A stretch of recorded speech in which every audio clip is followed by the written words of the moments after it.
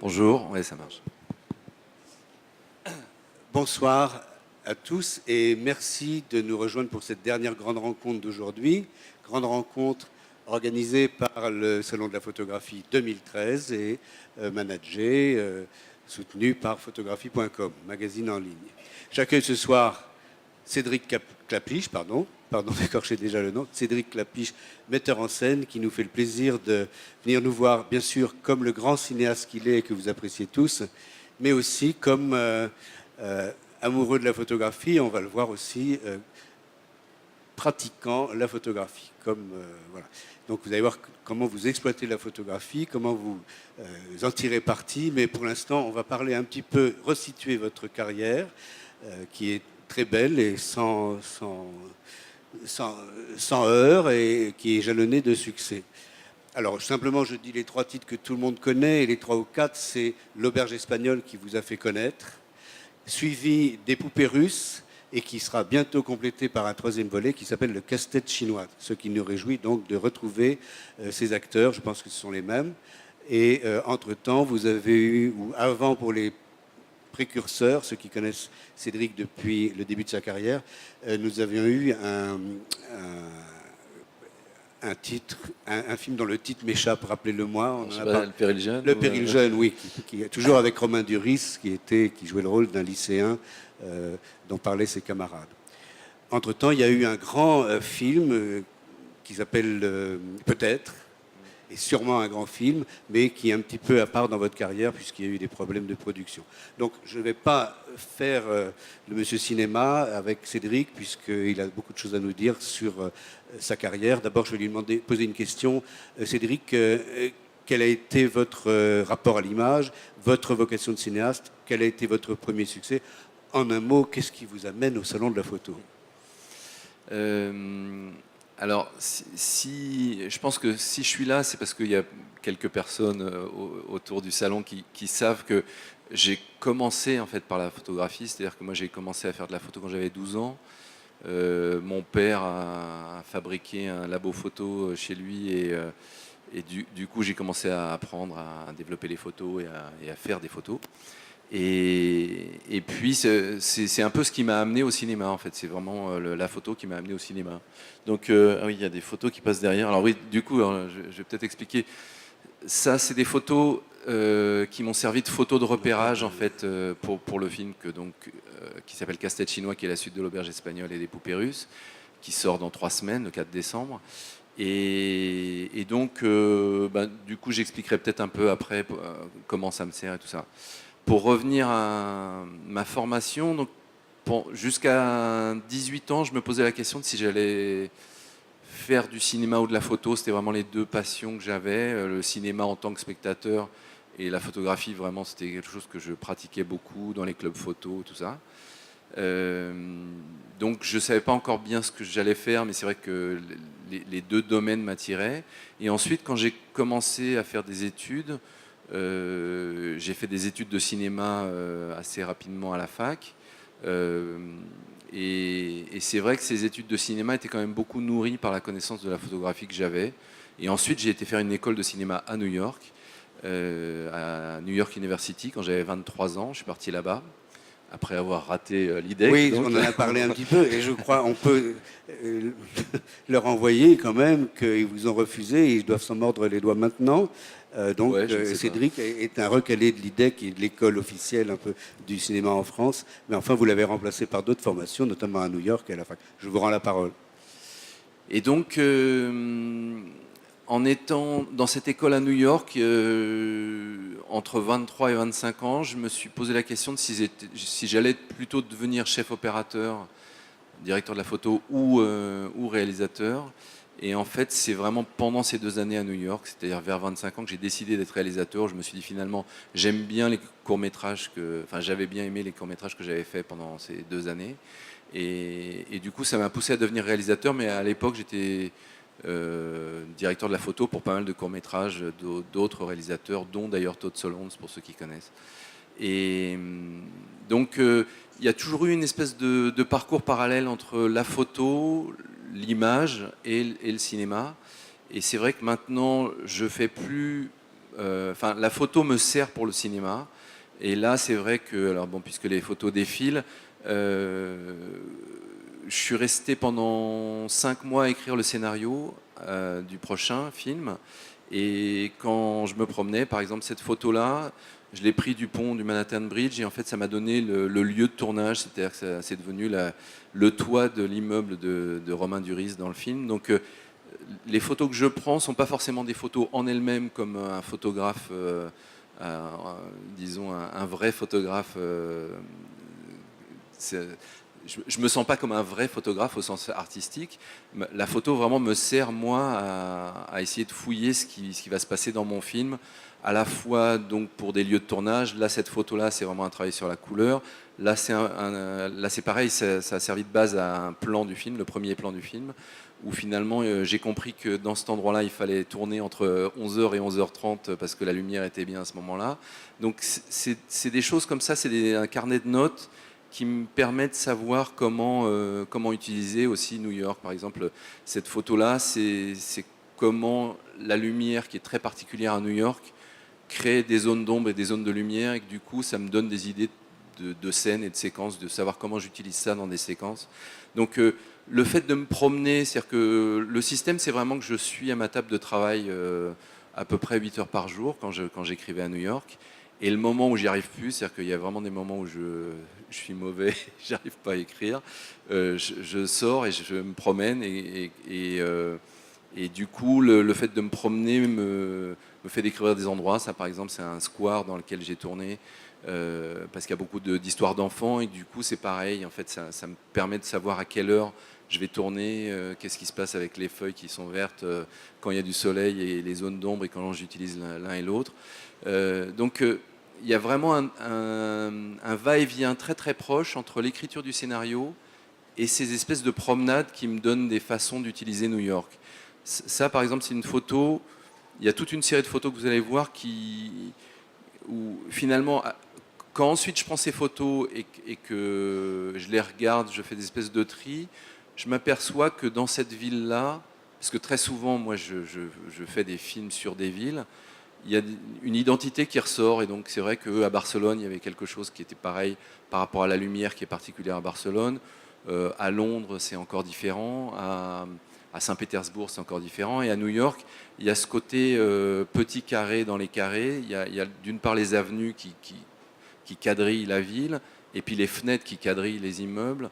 Et du coup, ça me donne des thématiques visuelles, disons, pour les utiliser dans mes films. Donc ces photos-là, qui, encore une fois, ne sont pas pour moi des photos de photographe, c'est vraiment un travail préparatoire pour mon film.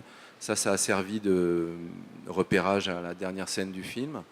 Il y a vraiment une sorte, comme je vous disais, de carnet de notes, disons. Est-ce que c'est seulement ça Est-ce que c'est seulement des repérages pour préciser un peu l'emplacement de la caméra, profiter de la ville, comme vous dites? Ou est-ce que ces balades que vous faites tout seul, j'imagine, sans script, sans assistant, est-ce que ces promenades peuvent influer dans l'écriture du scénario? Je ne dis pas seulement sur les détails, mais même un élément de fiction. Oui, ouais. Par exemple, une photo comme ça, parce que en parallèle, je faisais des repérages aussi à Paris, parce qu'il y a eu 2 semaines de tournage à Paris et 8 semaines de tournage à New York. Ça, c'est impossible d'avoir cette image-là à Paris. C'est pas une ville de couleur, Paris. Quand on fait des photos dans n'importe quelle rue à Paris, il y a du gris, du beige et du blanc, et c'est vraiment les 3 couleurs qui ressortent. Quand on va à New York, voilà, il se passe ça, c'est-à-dire qu'il y a tout de suite la notion de couleur qui ressort. Et du coup, quand je me promène et que je fais ce genre d'observation, je me dis, voilà, il y a New York qui pousse à une vision colorée de la vie, et Paris qui pousse à une version grise, qui, moi, m'a aidé, parce que c'est vrai que dans mon film, dans mon scénario, la partie où il est à Paris, mon personnage Xavier, il est assez déprimé, et du coup, j'ai poussé le côté gris de Paris. Et à New York, voilà, il y a ce genre de mur. Ce mur-là ne peut pas exister à Paris. C'est-à-dire que je ne sais pas pourquoi d'ailleurs, mais il y a quelque chose dans l'esprit français, dans l'esprit parisien, de la mesure où cette couleur-là, on la trouve trop vive, trop criarde, trop vulgaire.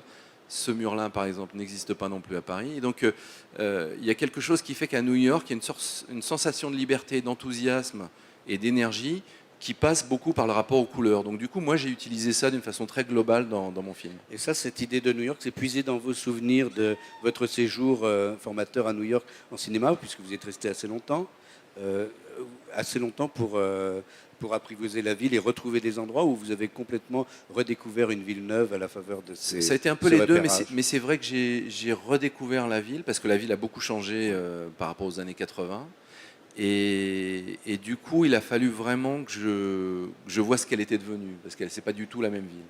Mais là, en plus, c'est vrai que toutes les remarques que moi me faisais, c'était lié à mon scénario qui aussi me poussait à voir des choses particulières. Là, c'est vraiment une photo où il y a quelque chose qui, pour moi, est assez révélateur de New York sur le fait qu'il y a des gens et des tours. C'est qu'il y a quelque chose de très minéral à New York.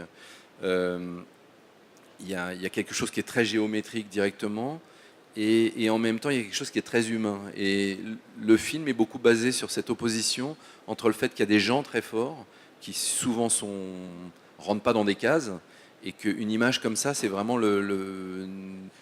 parle de cette opposition-là entre le fait qu'il y a l'humain, on essaye toujours de le faire rentrer dans des cases, mais dans une ville comme New York, ça sort des cadres, en fait. Sans dévoiler le film, la ville de New York a une importance dans le scénario. Je dirais, Oui, oui, et l'interfère. souvent c'est le cas, c'est-à-dire que bon, c'est vrai pour cette trilogie, l'auberge espagnole, l'épopée russe et casse-tête chinois. D'une part, le personnage habite à Chinatown, et donc c'était important de bien connaître ce quartier-là dans New York et de voir quel était le rapport de la Chine à cette ville-là. Et puis, assez rapidement, j'ai vu que mon personnage principal, il fallait que ce soit l'écho de la ville, c'est-à-dire que le personnage de Romain Duris, Xavier, il est comme New York, et New York est comme Xavier. Et donc j'ai vraiment écrit le scénario à un moment, j'ai compris qu'il fallait euh, parler des deux. Donc du coup, il y a vraiment un va-et-vient entre les deux. Une petite parenthèse purement cinématographique. Vous avez un peu commencé tous les deux à être connus ensemble, Xavier Duris et vous. Est-ce que on a une relation un peu, on parle d'acteur fétiche peut-être. Est-ce que c'est le cas? C'est un personnage que vous allez suivre comme Truffaut pourrait le faire avec Léo, par exemple. Euh, Petite oui, c'est-à-dire parenthèse. que là, en fait, même dès Les Poupées Russes avec Romain, on a revu tous les films de Truffaut, parce qu'on s'est dit, si jamais on fait un deuxième film, on passe derrière François Truffaut. Et du coup, on voulait être conscient de qu'est-ce qu'on lui doit et qu'est-ce qui est différent dans cette trilogie. Donc, l'idée, c'était vraiment ouais, de bien connaître ce qu'a fait François Truffaut à travers le temps, parce qu'il n'y a que lui, en tout cas en France, il n'y a que lui qui a fait ça, de suivre des personnages à travers le temps. Là, dans l'auberge espagnole, ils avaient autour de 25 ans, et dans le film qui va sortir, ils ont autour de 40 ans. Donc c'est assez particulier dans beaucoup de films, on voit le passage du temps, on voit des sagas par exemple, mais en général c'est fait en un an, et donc on les voit vieillir, mais c'est du maquillage. Alors que là, c'est vraiment eux qui vieillissent en vrai, et donc il y a Cécile de France, Audrey Tautou et Romain Duris qu'on voit évoluer véritablement. Donc le travail avec les acteurs, il était vraiment particulier parce qu'il y avait ce rapport au temps. Et donc avec Romain Duris, oui, c'est une histoire particulière parce que ça fait 7 films qu'on a fait ensemble. Ça fait une équipe qui marche. Et du coup, il y a une complicité, il y a quelque chose qui fait que, oui, il y a un rapport au temps aussi qui est important. Alors à propos de New York aussi, vous n'avez pas du tout la même idée que de suivre des personnages qui reviennent de façon récurrente, mais je pense aussi à Woody Allen, qui apparemment est quelqu'un qui a beaucoup utilisé New York comme décor dans plusieurs films. Est-ce que vous vous sentez proche de cette vision de New York de Woody Allen, ou ça reste une vision française de Non, quelqu'un parce qui que découvre, hein? c'est vrai qu'en allant à New York, il y a des gens qui sont incontournables, et Woody Allen fait partie de ces gens-là. C'est vrai qu'on passe derrière eux, et il y avait un texte de Bergala sur la photo. Comment ça s'appelait, quelque chose sur les fantômes des photographes, où il parlait de Raymond Depardon qui était à New York, et Raymond Depardon parlait du fait que en allant à New York, il était nourri par l'histoire photographique new-yorkaise, et donc Bérénice Abbott, Ouija, Robert Frank, enfin Bruce Davidson, enfin tous les gens dont on connaît les images. Et c'est vrai que quand on photographie New York, on est habité par ces images-là.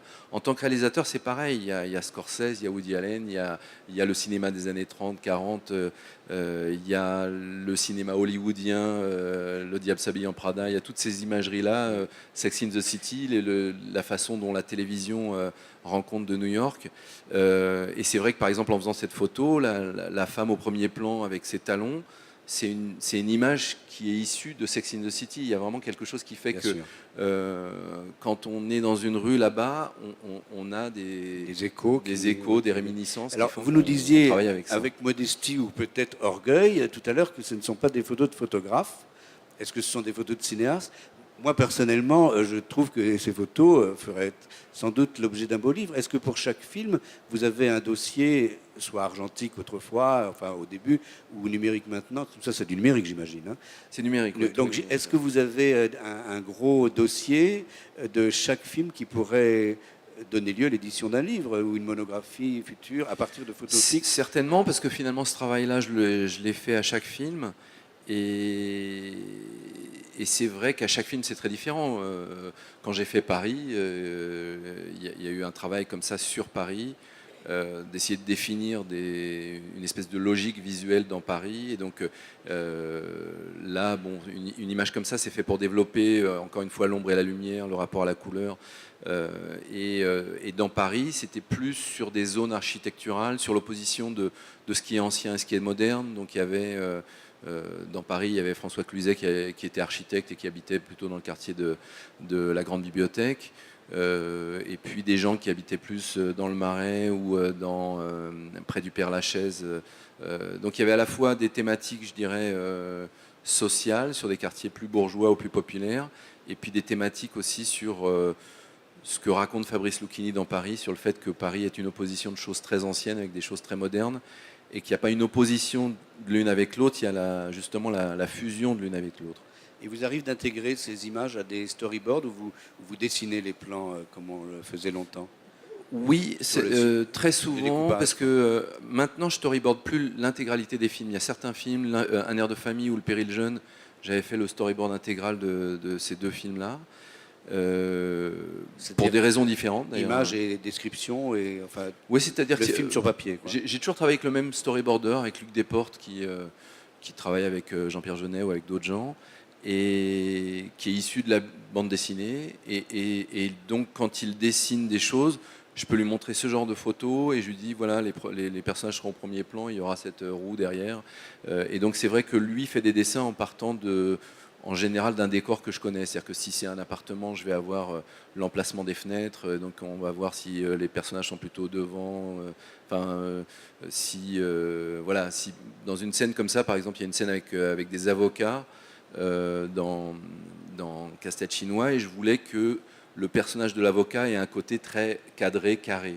Et donc du coup, derrière, il y a un paysage qui pousse ce côté, quelqu'un qui est très carré. Donc du coup, quand on fait le storyboard, il y a ce travail-là d'intégrer en fait ce qu'il y a sur les photos et de voir moi ensuite comment je place les personnages par rapport à ça. Donc vous appartenez comme cinéaste à ce qu'on appelle la grande production, c'est-à-dire avec distribution, acteurs et diffusion. Et j'étais assez surpris, puisque j'étais plutôt fan spectateur, je ne me posais pas de questions sur la technique, mais vous m'avez appris que vous tourniez, pas depuis aujourd'hui, mais depuis quelque temps, certaines séquences carrément avec un appareil. Pour tout dire, un réflexe Canon avec la fonction cinéma. Et ça, c'est... Alors ça a été sur mon dernier film, sur Ma part du gâteau. Tout ce qui était tourné de nuit était tourné avec un Canon 1D. C'était le tout début du 1D, c'était juste après le 5D, où déjà le 5D a été beaucoup utilisé dans le cinéma, mais le 1D permettait déjà d'avoir plus de latitude et de régler des problèmes de flux d'images. Et donc c'était assez étonnant parce que je tournais en scope, c'est-à-dire en 35 avec une très grande qualité d'image. Ça, c'est en studio, enfin le scope, c'est en... les extérieurs nus, c'est quand même sur... En fait, c'est le format 2.35, le scope, c'est-à-dire que c'est le format qui est très panoramique. Et donc, ça permet d'avoir une texture d'image, le scope, parce qu'en fait, c'est anamorphosé, donc désanamorphosé à la projection. Ça permet d'avoir une texture d'image qui est très surdimensionnée.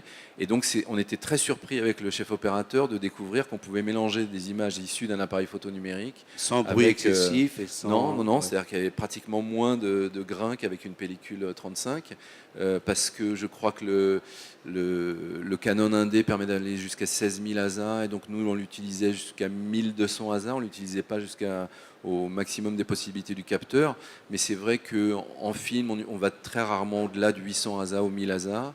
Et là, il y avait un nombre de détails. Enfin, quand on faisait des photos, des prises de vue sur, par exemple, Paris la nuit, on pouvait voir l'appartement, l'immeuble qui était illuminé en face, alors que ça rendait rien en 35. Il n'y avait aucune fenêtre illuminée qui sortait, quoi. Donc ça a été vraiment une grande avancée. Maintenant, depuis les nouvelles caméras, il y a toutes les marques sortent une caméra différente tous les 3 mois, donc ça évolue très vite.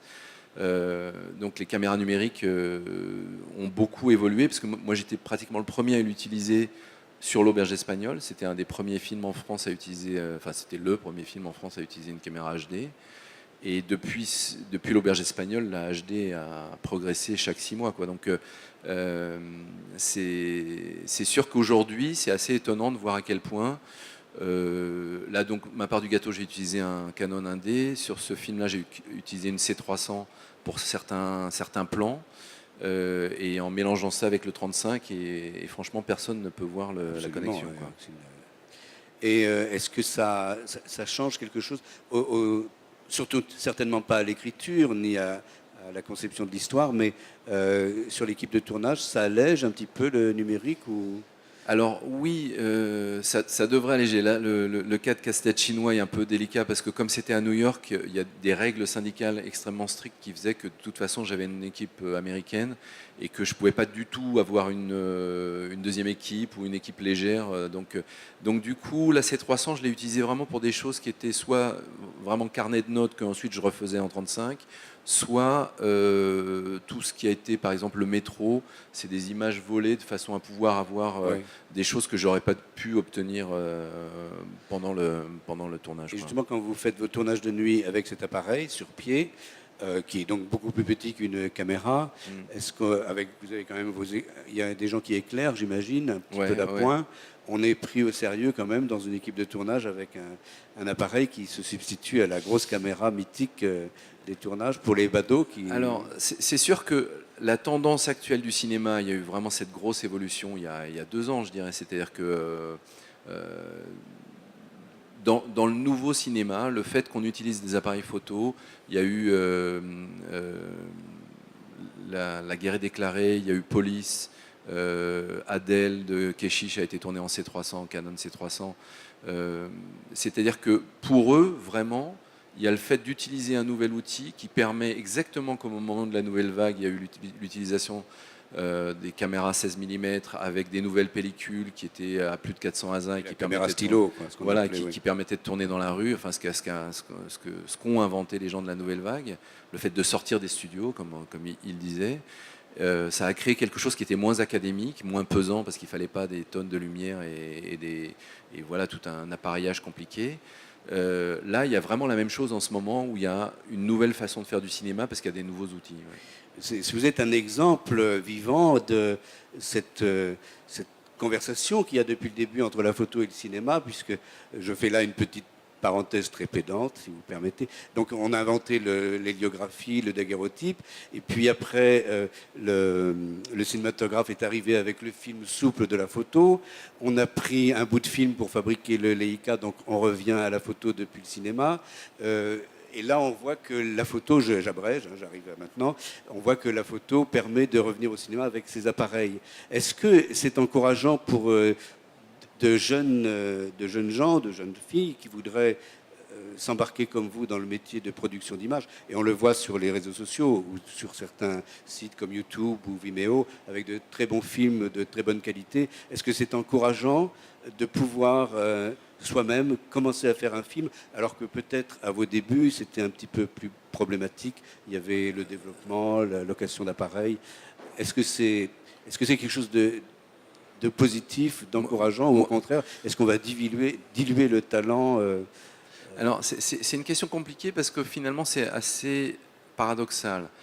J'ai l'impression que quand j'étais étudiant en cinéma, c'est-à-dire j'avais 20 ans, c'était le début du magnétoscope VHS. C'est-à-dire que moi j'étais étudiant en cinéma, j'étudiais Hitchcock, Fritz Lang, le cinéma japonais, et c'était le début des cassettes VHS. Et j'avais l'impression que c'était incroyable, on pouvait faire des arrêts sur image, c'était un truc fou. Et ça changeait complètement la cinéphilie, quoi, parce que c'est vrai qu'on n'était plus obligé, ma génération n'était plus obligé, comme les gens de la nouvelle vague, d'aller à la cinémathèque et de regarder des films à la cinémathèque et d'avoir un rapport pratiquement unique à un film. C'est-à-dire qu'une projection, c'était une vision, et nous, on avait le droit de regarder 1000 fois un film si on voulait. Donc l'utilisation du magnétoscope, ça a déjà beaucoup changé. Et c'est vrai que tout était lourd. Moi, c'est vrai que j'ai appris la photographie par le labo photo, par les heures passées avec du révélateur et du fixateur. Enfin voilà, et c'est vrai quand je vois mon fils qui a 15 ans et comment il fait de la photo avec une GoPro, il n'a pas de viseur. C'est juste dingue de voir comment le rapport à la photo passe beaucoup par une instantanéité. Il n'y a pas la notion de je suis à 5-6 avec 400 hasards et au 225e. Il y a quelque chose qui fait que tout change, quoi. Quand il n'y a plus ce bagage technique avant qui est une photo. Et en même temps, j'ai l'impression que ça libère beaucoup. C'est-à-dire que les gens, je vois, enfin tous les festivals de court-métrage, les gens qui font des petits films avec justement des appareils photo ou avec des mobiles. Il y a plein de choses super intéressantes qui existent parce que c'est facile, et parce que de la même façon que quand on est romancier, finalement tout le monde a un stylo. Aujourd'hui, tout le monde a un appareil photo, tout le monde a une caméra, et que c'est devenu un outil que tout le monde a. Mon fils qui a 6 ans sait faire des photos, quoi. Donc il y a quelque chose qui fait que tout est beaucoup plus simple, beaucoup plus démocratisé, et le rapport à l'image est bouleversé par cette simplicité. Donc d'une certaine façon, on ne sait pas encore ce que seront les réalisateurs qui sont formés par ces nouveaux objets qui existent d'une façon un peu sérieuse depuis 5, 6, 10 ans maximum, quoi. Une question qui peut se poser, c'est est-ce qu'on aura assez de spectateurs pour toutes ces images? Alors évidemment, les réseaux sociaux font qu'on peut être auteur et avoir une audience planétaire et peut-être minime si on n'a pas de réponse à cela. Mais alors que le cinéma, malgré la prolifération des salles multiples, qui offrent quand même une réponse à cela. Je prends par exemple UGC ou MK2, sont des salles qui sont très conviviales, où on peut avoir un abonnement illimité. Est-ce qu'il y a une lutte par rapport au public? Est-ce que c'est le même public? Oui, c'est un des problèmes du cinéma aujourd'hui, parce qu'effectivement le problème de la distribution et de la diffusion des images est un vrai problème, parce qu'il y a de plus en plus de films qui sont faits, mais il y a de moins en moins de films qui sont diffusés, d'une certaine façon, malgré la multiplication des écrans et des fenêtres, puisqu'il y a les chaînes de télévision, il y a Internet, il y a les salles de cinéma.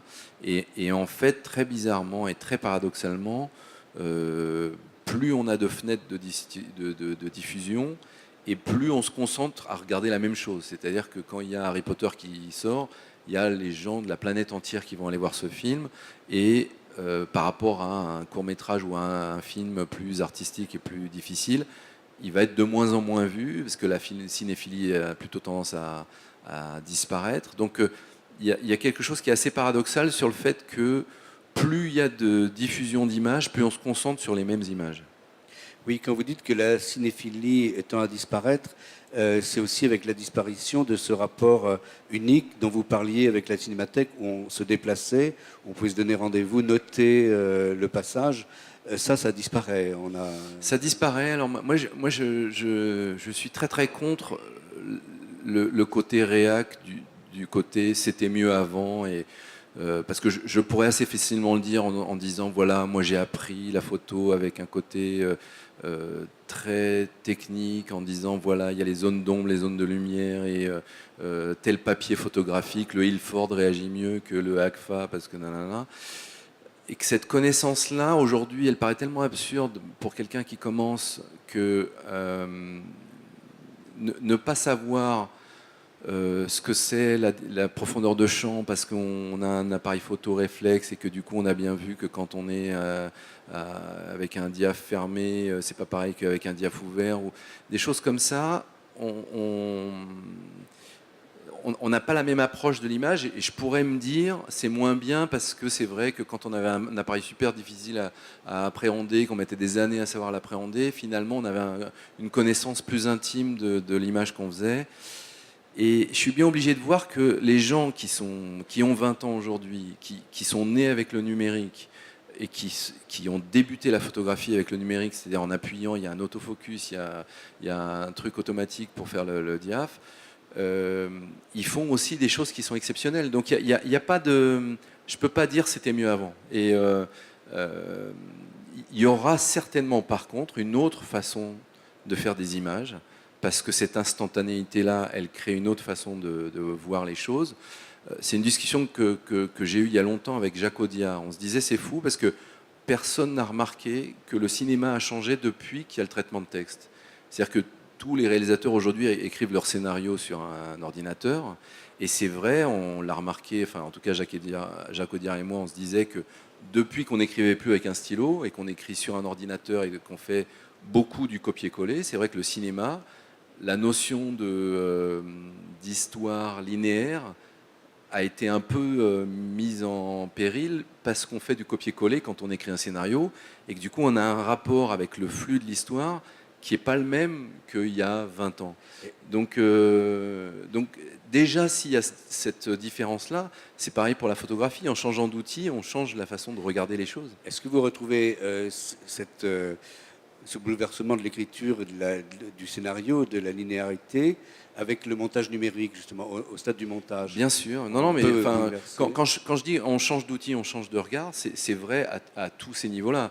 Le montage a incroyablement changé depuis qu'on fait ça sur ordinateur.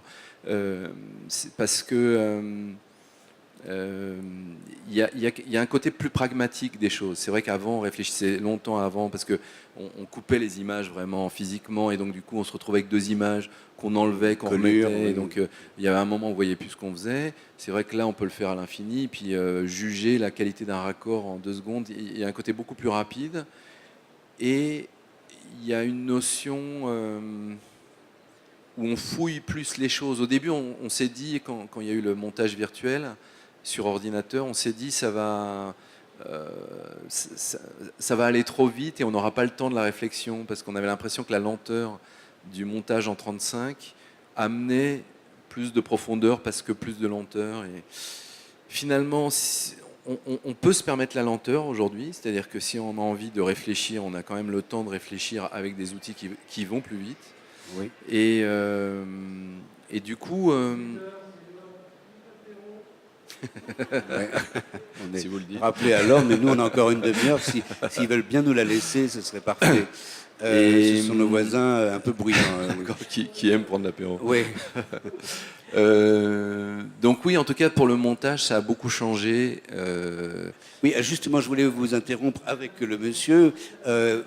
C'est vrai qu'avec le numérique, on peut faire des choses plus vite. Vous aviez cette crainte, mais les photographes qui sont là, peut-être que quelqu'un pourra demander après, si l'apéro continue d'être bruyant, de nous rendre un peu de silence.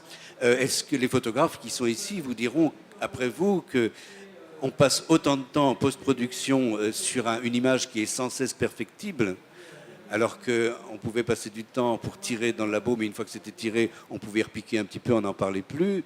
Ou alors si on voulait faire une deuxième épreuve, on avait déjà les premiers temps. Est-ce que le montage aussi n'est pas quelque chose qui est perfectible? C'est pas si rapide que ça finalement. Ouais, non, c'est vrai ce que vous dites, c'est-à-dire que le temps a été mis ailleurs, et c'est vrai que par exemple, alors c'est vraiment l'équivalent du laboratoire en photo ou de l'épreuve, c'est l'étalonnage. Avant l'étalonnage, moi en tant que réalisateur, j'y passais 3 jours pour un film de 2 heures, et aujourd'hui je peux y passer, là le dernier film, je crois que j'y ai passé 4 semaines. Donc c'est une nouvelle étape, c'est-à-dire que c'est vraiment comme si vous aviez Photoshop à chaque plan du film, et que du coup vous retouchez, vous faites des caches, exactement comme en photo, ce qui était absolument impossible il y a même moins de 10 ans. Et du coup, dans une image comme ça, on va vraiment aller vers le noir du personnage au premier plan. On va changer, c'est ce que j'ai fait d'ailleurs dans cette image dans le film, le mur qui était très brique marron, il est beaucoup plus rouge. On a changé la qualité du rouge, et on va aux limites de cette espèce de rideau de métal. On va aux limites du blanc de façon à garder quand même une texture dans le blanc. Et donc ça, on travaille par zone, exactement comme on le fait en photo, mais on le fait en mouvement, avec des caches qui sont en mouvement, avec des techniques presque d'animation pour avoir des caches en mouvement.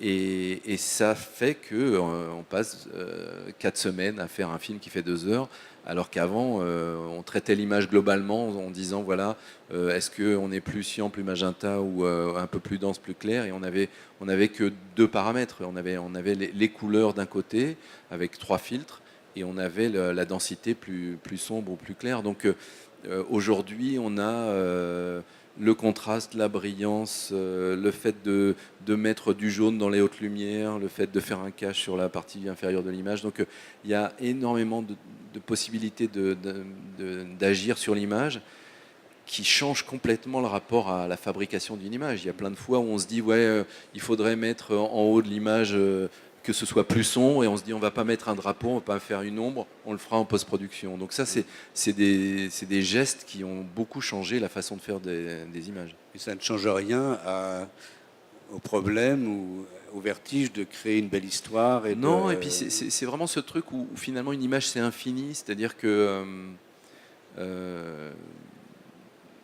de la même façon qu'en musique, vous avez 7 notes et c'est infini, les combinaisons, les combinaisons, le type de musique que vous pouvez faire. En image, c'est pareil. C'est-à-dire que si tout le monde a le même appareil photo, personne ne va prendre la même photo. C'est ça qui est quand même fascinant. Bien sûr.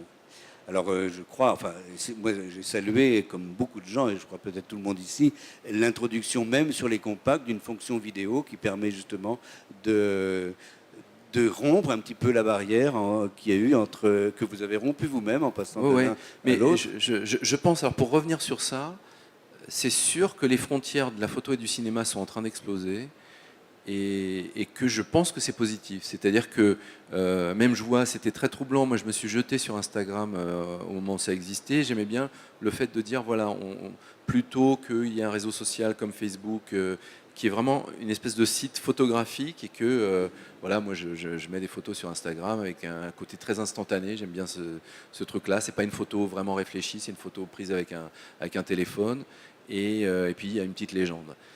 Depuis qu'Instagram a intégré des petits films, je ne sais plus quelle est la durée, si c'est 5 secondes, 10 secondes maximum, pour moi ça change la nature d'Instagram, mais c'est fou à quel point très vite aujourd'hui, dès qu'il y a quelque chose qui est dédié à la photo, il va être dédié à la vidéo juste après, ou le contraire. C'est-à-dire qu'un outil de vidéo ou un outil de cinéma va devenir photographique juste après. Et donc il y a vraiment quelque chose qui fait que je vois bien, il y a plein de photographes qui deviennent vidéastes, il y a plein de réalisateurs qui passent à la photographie.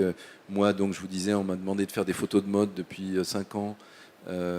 Donc, finalement, je me suis retrouvé vraiment dans la peau d'un photographe. C'était un challenge ou c'était...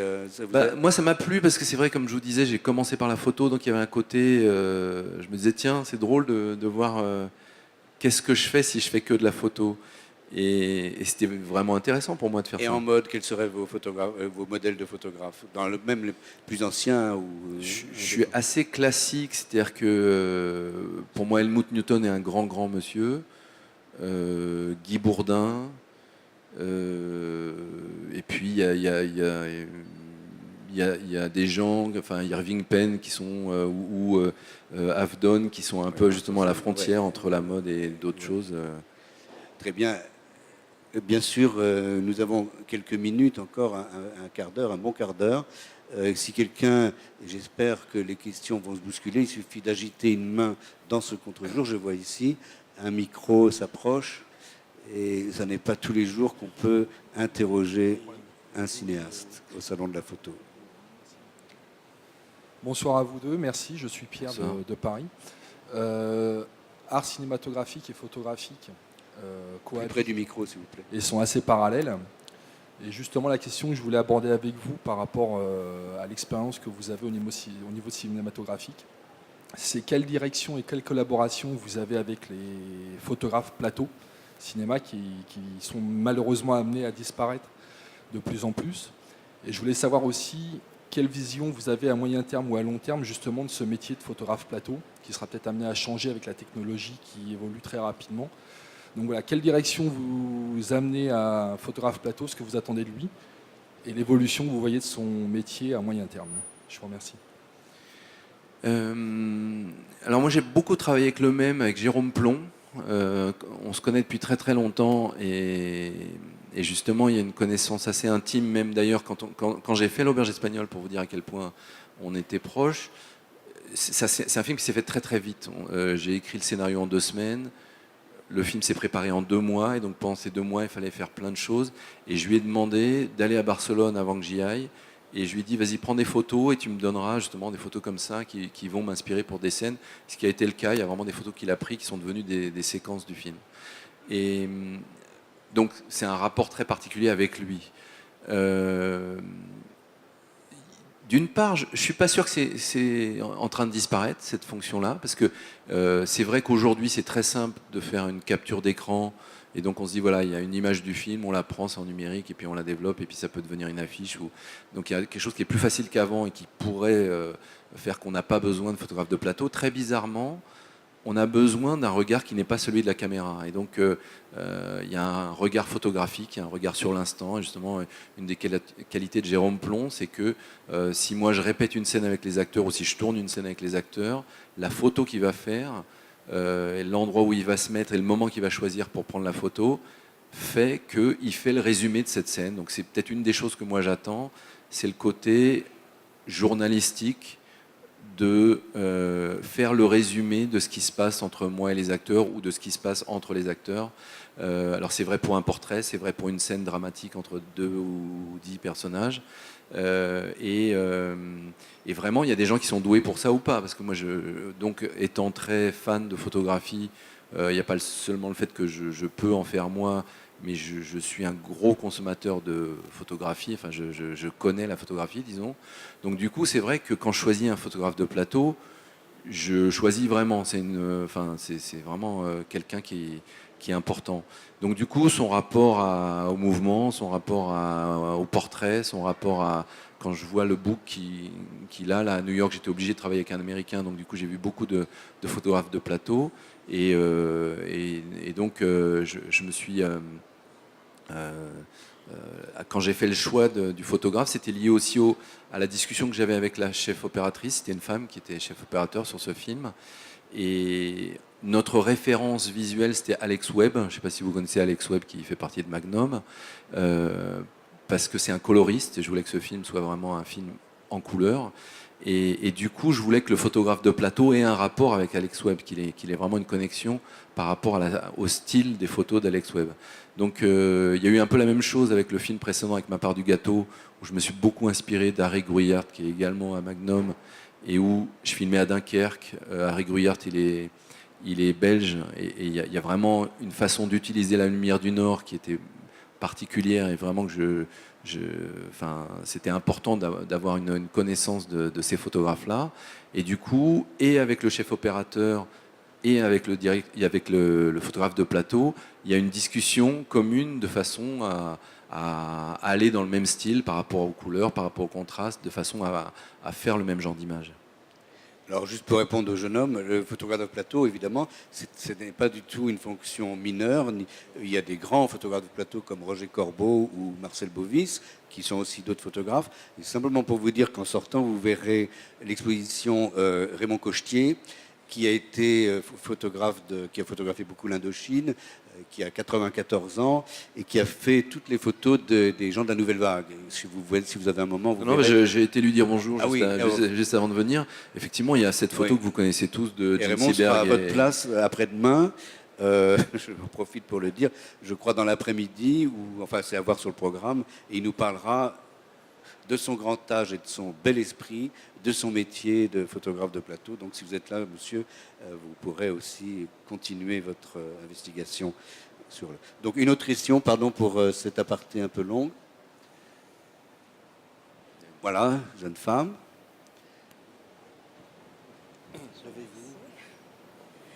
Bonjour, moi je m'appelle Elisa Marie, je suis photographe. Et c'est pas vraiment une question en fait, mais j'ai commencé à faire de la photo et après je me suis intéressée en faisant une option audiovisuelle. Et c'est là où je me suis intéressée à ce que vous faisiez et où j'ai découvert ce que vous faisiez. Et je voulais donc vous faire part un peu de l'admiration que j'ai de ce que vous faites parce que vous êtes l'un quand même des seuls dans le cinéma français, je trouve, à réussir à nous faire passer autant d'émotions dans des films, à nous transmettre justement ces images qui sont très jolies, qui sont travaillées et ça se voit, et qui restent, même si vous nous faites découvrir beaucoup de pays et des choses comme ça, qui restent quand même du cinéma français. Vous nous transmettez des émotions, toujours cette notion d'instantanéité.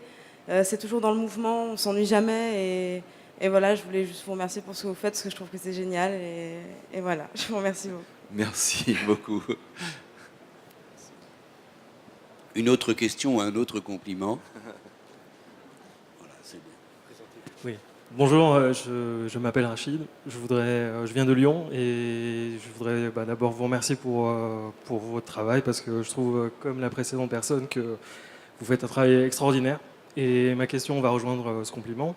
Et pour vous dire que c'est le Péril Jeune qui m'a donné envie, moi, de suivre une option audiovisuelle au lycée. Et après, j'ai fait autre chose et finalement, maintenant, je suis photographe. Donc, comme quoi, votre présence ici, pour moi, est peut-être un signe. Ma question, c'était de savoir comment vous faites, parce qu'à travers vos photos, on voit que c'est des photos aussi du quotidien. Comment vous arrivez à faire pour dépeindre aussi bien le quotidien dans toutes vos histoires, de manière aussi naturelle, que ce soit dans vos photos ou dans vos films? Alors effectivement, cette notion du quotidien, elle est importante parce que moi, donc, j'ai fait une école de cinéma à New York et j'ai côtoyé pas mal de gens qui allaient devenir des réalisateurs américains.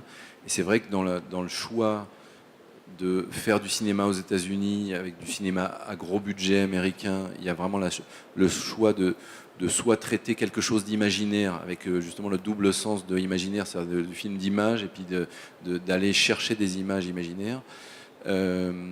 Et quand on est français, qu'on a les budgets français, on a intérêt à savoir mieux utiliser la réalité parce que ça coûte moins cher. Donc dans le cinéma, cette problématique, elle est assez claire, même si c'est aussi, je dirais, quelque chose de culturel entre la France et les États-Unis, parce que le monde anglo-saxon est directement plus imaginaire. Si vous prenez Molière et Shakespeare, Shakespeare est plus délirant, Lewis Carroll est plus imaginaire, et toute la culture française, Zola, Flaubert, Proust, Maupassant, il y a toujours un traitement de la réalité, et on a vraiment, quand on est français, la volonté de décrire la réalité. Et c'est pas pour rien que les grands photographes de l'ordinaire, Douaneau, Cartier-Bresson, sont français. Enfin, je pense qu'il y a vraiment une école française de savoir traiter la banalité, le quotidien, l'ordinaire, parce que c'est notre culture. C'est vrai que quand on se pose ce genre de questions, on se dit, c'est quand même... Moi, je me dis, par rapport à Tim Burton ou par rapport à Spielberg, où ils sont tellement créatifs, créateurs d'images, il y a un côté directement décevant en se disant, voilà, je suis français, je ne ferai pas ça. Parce que c'est formidable de faire ce genre d'image.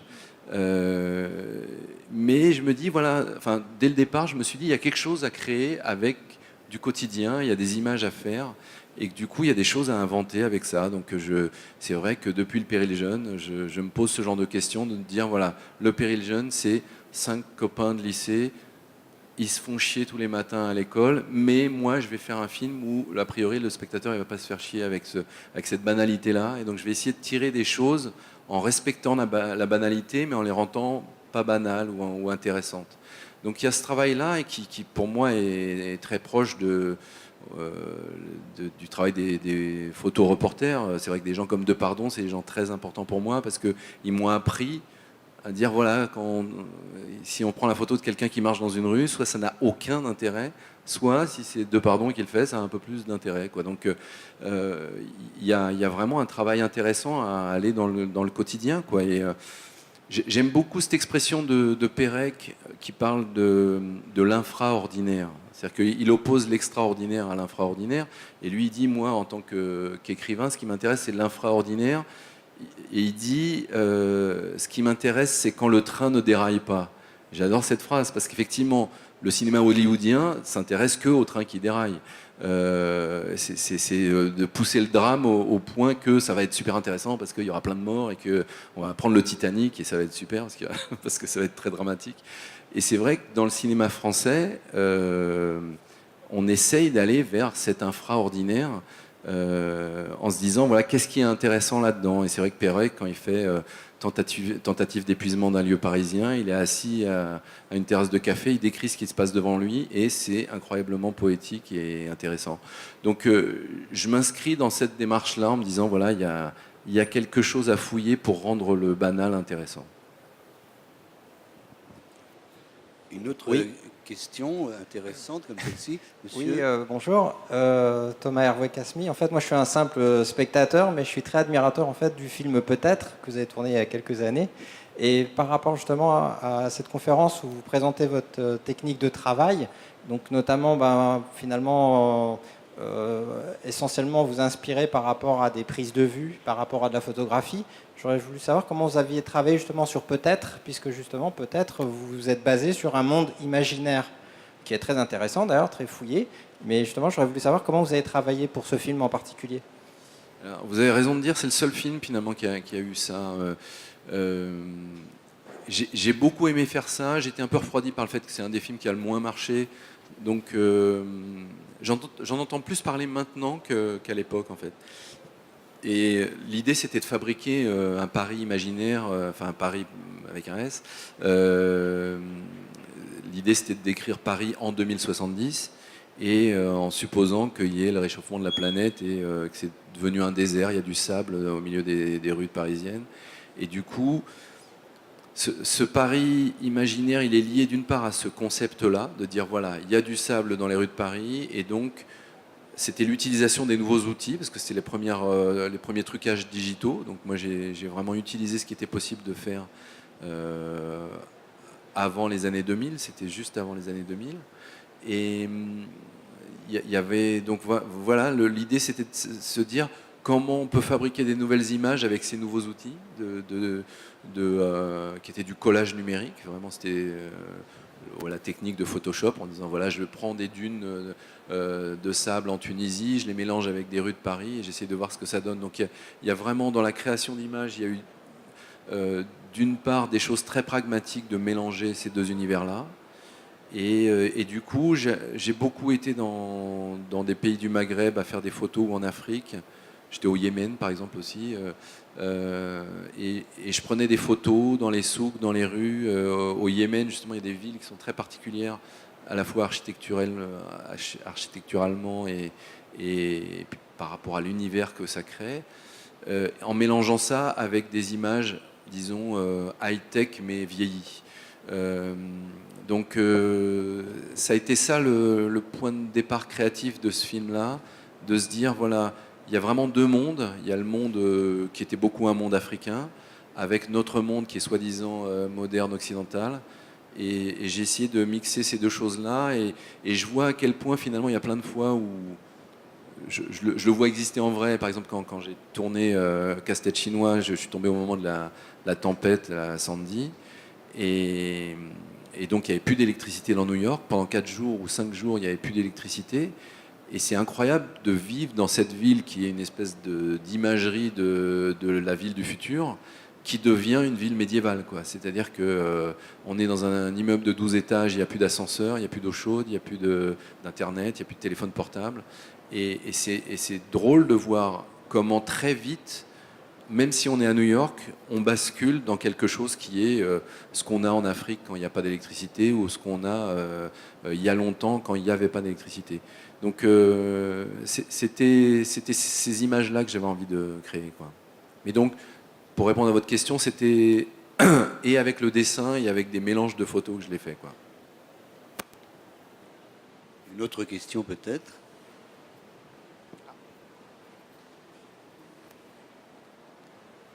Là-bas.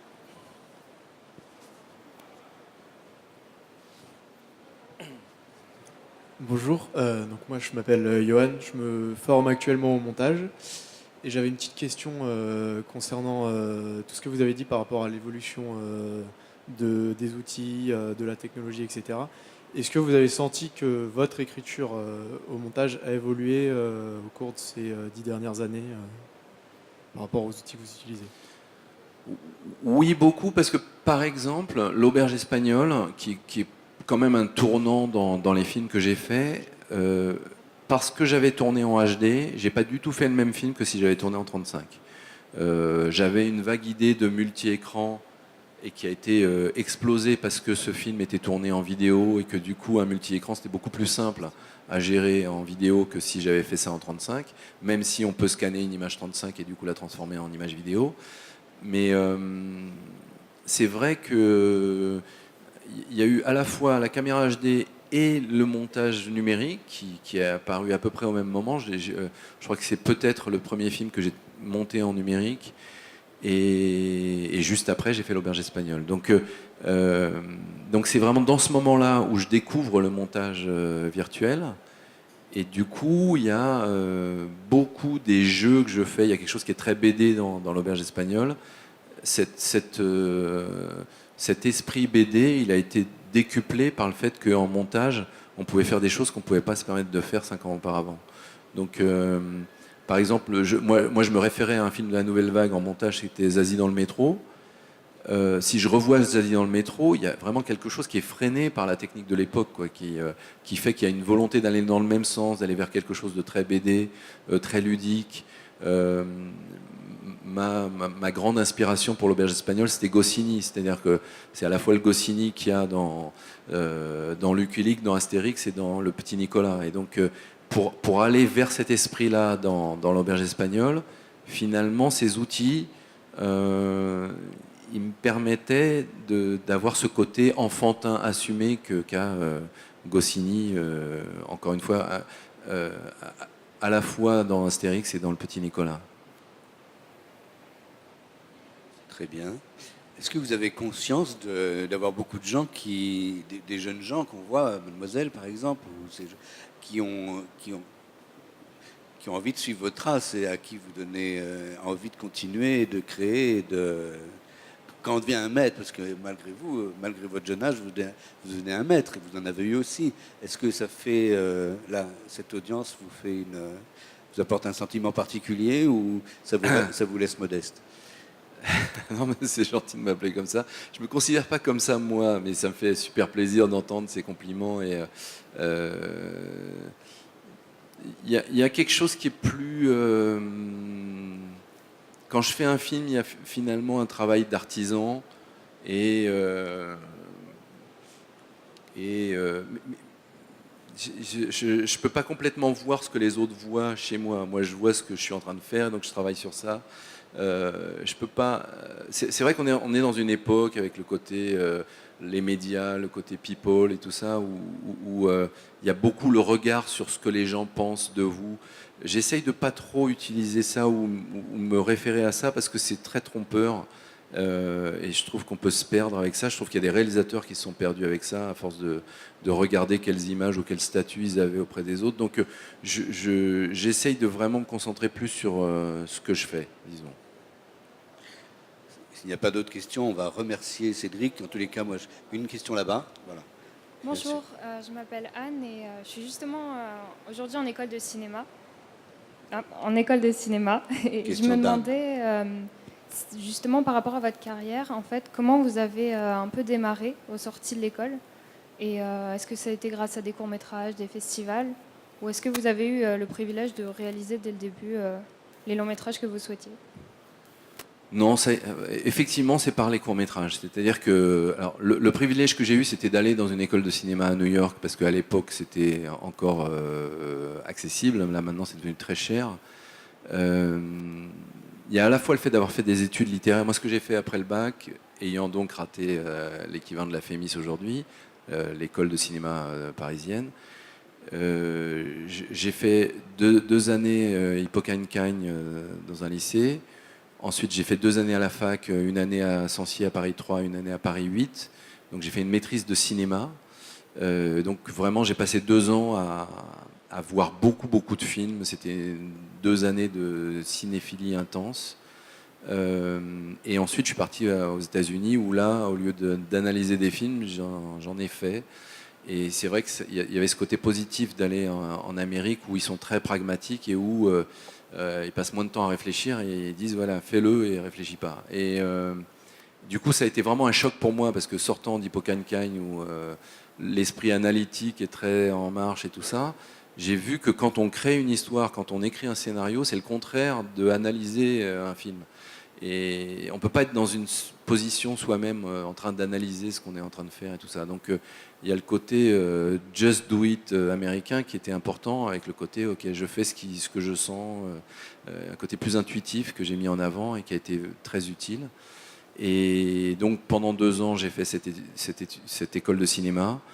Et en sortant de cette école, donc j'avais 25 ans, j'ai pas réussi à trouver de travail. J'ai essayé d'être assistant réalisateur, j'ai jamais réussi.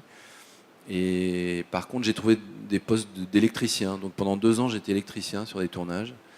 Et ça a été très utile parce que j'ai vu, d'une part, j'ai vu des tournages de long métrage. Et c'était vraiment important de voir. J'étais électricien sur Mauvais sang de Carinx, sur Havre de Juliette Berthaud, sur des films qui étaient importants ou pas importants. Et d'une part, ça m'a permis de voir ce que c'était une équipe de cinéma, parce que quand on est électricien, on est le dernier à partir du plateau et on dort pas beaucoup et c'est assez dur physiquement. Et c'est une assez bonne expérience pour voir qu'est-ce que c'est être ouvrier dans le cinéma. Il y avait le travail de la lumière qui, moi, m'intéressait, donc j'étais en contact avec ça. Et puis finalement, ce qui est pas mal quand on est électricien, c'est que finalement, on arrête de travailler au moment où le réalisateur commence à travailler. Ce qui n'est pas le cas de l'assistant réalisateur. Donc ça a été très utile. Et en parallèle, j'essayais de réaliser des petits documentaires, des films de 3 minutes. Il y a eu des films institutionnels, des choses comme ça. Donc j'essayais d'avoir une activité de réalisateur. Et donc j'ai ramené moi un court-métrage de New York qui a eu un prix dans un festival, qui m'a permis de trouver une production, qui m'a permis de faire un autre court-métrage. Et donc, disons 5 ans après cette école, j'ai fait un court-métrage qui s'appelle Ce qui me meut, qui a eu beaucoup de prix. Il y a une 12aine de prix dans des festivals en France et à l'étranger. Et c'est vraiment grâce à ce film, Ce qui me meut, que j'ai pu trouver, avec la même productrice, de l'argent pour faire mon premier long-métrage. Donc, mon premier long-métrage, c'est en 92. Donc, il s'est passé 7 ans quand même entre le premier long-métrage et la sortie de l'école, quoi. Donc, ça s'est pas fait très vite. Mais voilà, c'est des périodes très formatrices en tout cas. Voilà, c'est toujours difficile en fait. Hein. Oui, ça a toujours été difficile. Ouais. Mais c'est toujours difficile et c'est toujours plein d'espoir. Comme encore une question. Bonjour. La même. Enfin, moi, je suis photographe vidéaste et en fait, je voulais vous poser la question de la problématique en fait justement de la diffusion que vous avez évoquée tout à l'heure. Il y a eu un réalisateur, Brad Larry Clark, qui avait fait le choix de diffuser un de ses films exclusivement par le biais d'Internet pour permettre de toucher aussi plus facilement peut-être son public. Est-ce que vous, c'est quelque chose que vous pouvez envisager ou vous avez un public qui est déjà qui est déjà conquis et du coup qui se déplace dans les salles et... La question peut se poser si j'ai un sujet qui, je sais, ne sera pas facile à faire financer. Donc effectivement, je pense que quand on a déjà un nom comme Larry Clark ou moi en France, si je décide de faire un film qui ne sera que pour Internet, il y aura certainement des gens qui vont aller voir ce film-là. Et après, il y a la question plutôt du financement. Il y a un rapport dans le cinéma, parce que souvent, notamment par rapport aux histoires de piratage, on a mis en commun ce qui s'est passé sur l'industrie du CD et de la musique par rapport au cinéma, mais le problème n'est pas du tout le même. Quand on est même Johnny Hallyday en musique et qu'on fait un film pas cher, c'est 1 million d'euros, et c'est un film vraiment pas cher. Tomboy, par exemple, coûte 1 million d'euros. Et donc, assez rapidement, on se retrouve à plus de 3, 4, 5 millions d'euros. Les poupées russes, par exemple, et ce film sont au-dessus de 10 millions d'euros. Donc, c'est des prix où il y a forcément une économie à mettre en face.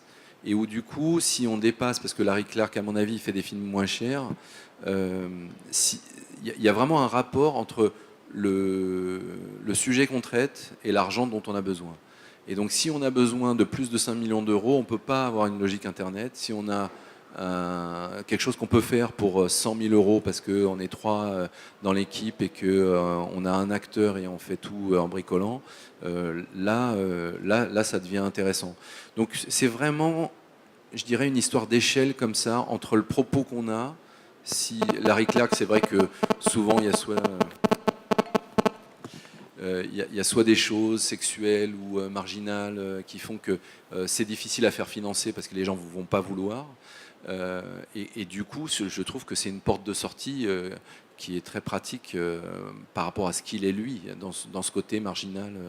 Donc, moi, ma réflexion est différente parce que j'essaye d'imposer mon point de vue et que je fais, disons, évoluer le budget en fonction de ce que je raconte, quoi.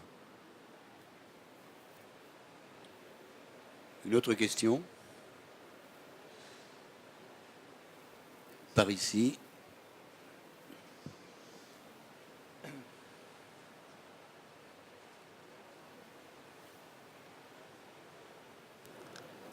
Oui, voilà. Pardon. Je m'appelle Guillaume et justement vous parliez de Ce qui me meut et donc je voulais savoir comment vous aviez fait ce film au niveau des collages ou la couleur qui est traité comme une archive en fait et voilà, comment vous aviez eu l'idée et puis justement cet aspect-là qui est un petit peu photographique où il parle de la patate, de la pomme de terre et voilà. Si vous pouviez nous en parler un petit peu. Alors, effectivement, Ce qui me meut, c'est beaucoup influencé par Zelig de Woody Allen. C'est-à-dire que j'ai été très impressionné par le sujet de Zelig où il fait un faux vieux film et il fait croire que c'est une archive retrouvée. Donc, je suis parti sur le même principe en me disant vraiment il y a quelque chose d'intéressant de faire un faux vieux film.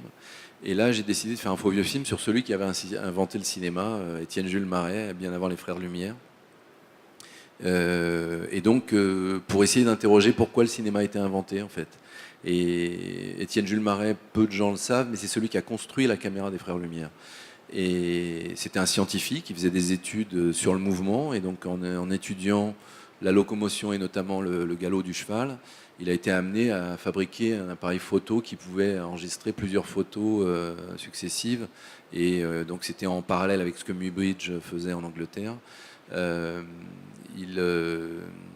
Donc il y avait une course un peu entre Muybridge et Marais pour essayer de capter notamment le galop du cheval et fabriquer un outil qui pouvait faire plusieurs images. Et donc voilà, j'ai écrit une histoire de fiction où j'avais ce personnage, Étienne Jules Marais, et j'ai essayé d'inventer qui il était en me basant sur des choses réelles. Donc du coup, c'est vrai que quand on étudie cette époque-là et le début de la photographie, le moment où la photographie devient le cinéma, parce que finalement, c'est une technique photographique donc lui, il invente le chronophotographe. Et donc, il y a vraiment un truc qui est issu de la photographie qui devient le cinéma. On s'aperçoit que la photocouleur, finalement, elle existe dès 1830, je crois. C'est très, très ancien. Où Louis Ducos du Horon, c'est 1869. 1969. 1869. 1869. Donc, c'est pas très... Oui, parce que 1830, c'est l'invention de la photographie noir et blanc. Enfin, même un peu avant, 1816 et 1833. D'accord. Enfin, après, c'est le daguerreotype. Enfin, tout ça, vous êtes dans les temps. C'est vieux, mais il faut bien en parler. Mais en tout cas, c'est vrai que dans le film, là, il y a une séquence en couleur, effectivement, qui utilisait donc les autochromes, c'est-à-dire les techniques, effectivement, issues de la fécule de pomme de terre. Les frères Lumière, justement. Voilà, les frères Lumière, ouais. Et donc, du coup, j'ai mélangé tout ça avec des choses réelles et des choses inventées. Et c'était, voilà, ça a été même si c'était pas mon premier court-métrage, c'est mon premier court-métrage important, disons. Et c'était aussi votre contribution et votre hommage au cinéma, à l'image telle qu'elle vous avait captivé un petit peu par le cinéma, le chronophotographe. Est-ce qu'on a d'autres questions ici? Voilà. Oui, bonjour, Émeraude. Je ne suis pas photographe professionnelle, mais plutôt amatrice. Je travaille dans la communication et depuis très très jeune, je fais énormément de photos, même avant le numérique, avec des photos floues et non floues. Beaucoup de photos de morceaux de vie. Et je reviens à ce que vous avez dit tout à l'heure. Vous prenez beaucoup de photos de morceaux de vie à Paris, dans d'autres villes et à New York. Vous avez beaucoup aimé New York parce qu'il y a la couleur. Moi, il y a un an, j'ai choisi un mois de photos pour faire la photo dans Paris. Et quelque chose me manquait, c'est vrai, dans Paris, c'est la couleur. Donc, j'avais choisi l'année suivante d'aller en Écosse du Nord pour la couleur. Ma question est de savoir qu'est-ce qui vous permet d'arter certaines de vos photos, j'imagine très nombreuses, mais qu'est-ce qui vous permet de les arter pour les adapter ensuite De les acter, c'est ça que vous avez dit? Oui, d'arrêter vos idées en fait. C'est-à-dire arrêter? Les choisir. Ah oui. Voilà. Alors ça, finalement, je sais plus comment ça s'appelle pour les vrais photographes, mais il y a l'editing, je crois qu'on appelle ça. Ouais. C'est une partie intégrante de la photo, et c'est vrai qu'il y avait une très bonne émission à la télé, Contact, où on voyait plein de photographes qui faisaient un travail de sélection. Et je crois que c'était William Klein qui avait commencé. Oui, ouais, c'est ça. Et c'était vraiment intéressant de voir comment, voilà, il va faire 50 photos. Et là, dans cette émission, il disait, ça, c'est une photo. Et il y en avait, on va dire, 49 qui étaient, bon, c'est des photos de William Klein, c'est-à-dire que tout est bien, quoi. Mais il y en a qu'une qui est une photo. Et c'est très parlant quand on voit cette émission, parce qu'on voit qu'il cherche quelque chose, il ne sait pas bien ce qu'il cherche, parce que je pense que quand on est photographe et qu'on travaille justement sur le quotidien ou sur l'instant, comme William Klein par exemple, on cherche quelque chose, mais c'est l'instant qui va donner quelque chose. On ne sait pas exactement on peut avoir une image, c'est le cas, il y avait également un documentaire très intéressant sur Helmut Newton, où lui carrément il avait vraiment une image en tête quand il fait ses photos de mode. Et il cherche une image qu'il a presque rêvée, mais par contre, celle qui va exister, elle est documentaire, et il ne l'a pas voulu complètement, mais elle va dans le sens de ce qu'il a voulu. Il y a quelque chose comme ça dans la photographie que j'aime beaucoup, qui est qu'on va vers... il y a une rencontre avec quelque chose qu'on cherche, on ne sait pas ce qu'on va trouver, et il y a un moment où quand on l'a trouvé, on l'a trouvé. Et c'est ça qui est très troublant quand on fait de la photographie de reportage, c'est que...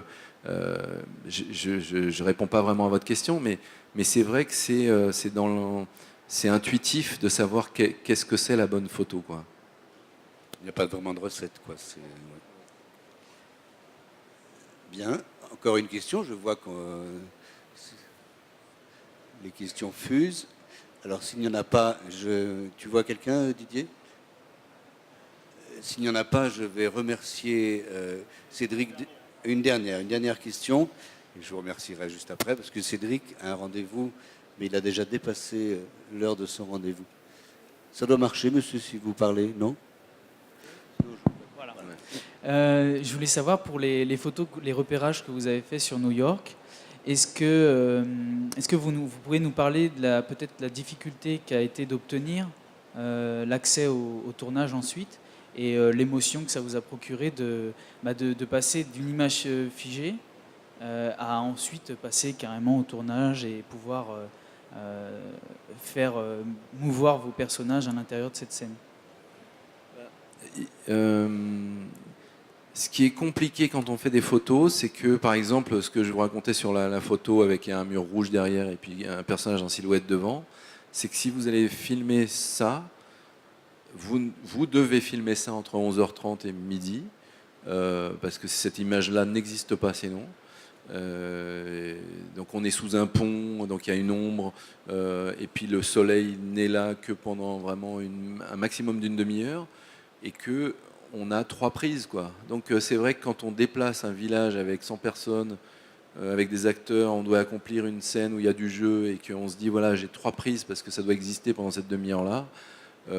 Ça c'est assez complexe en fait. Parce qu'en photo c'est plus simple. Enfin, on est là, on prend le truc et puis c'est fait, quoi. Donc ça c'est des vraies difficultés quand on a des exemples photographiques, parce que la plupart du temps, le nombre de fois où je traverse une rue, au milieu de la rue, je prends une photo.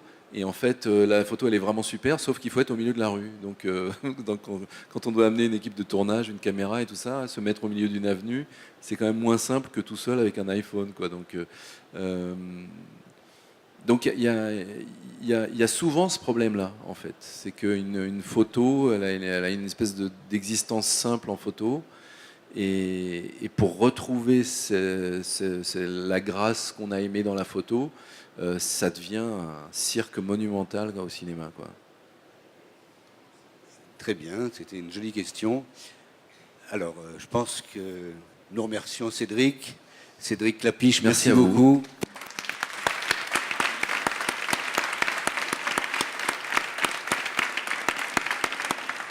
Et nous irons affronter ce casse-tête chinois en fil.